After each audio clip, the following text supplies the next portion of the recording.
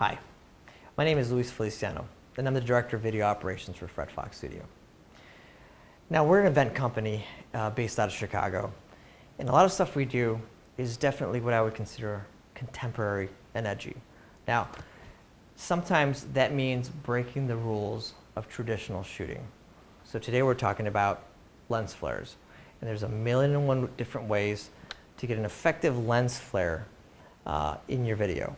Now, realistically, as a cinematographer, as a videographer, you got to ask yourself, does this really fit?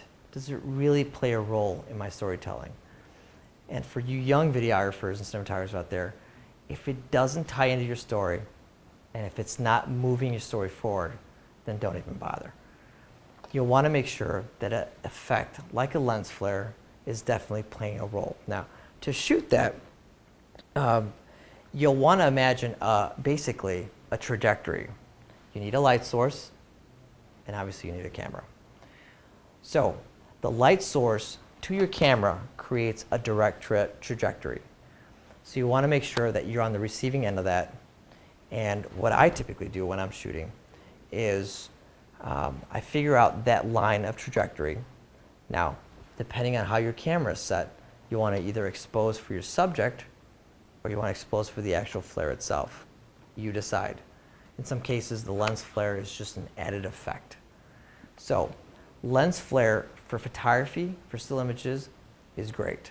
For videography, even better, because it tells the motion behind the lens flare.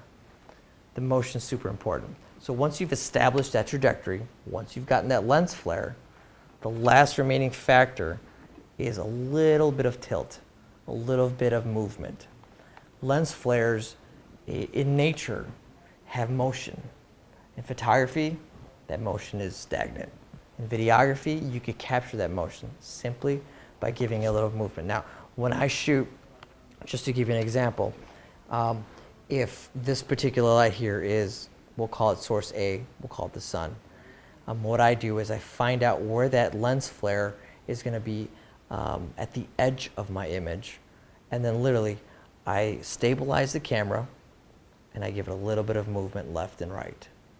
When you do that, you'll find that you get a beautiful lens flare moving across your screen. If that propels your story, and if that's what you want, it's exactly how you get it.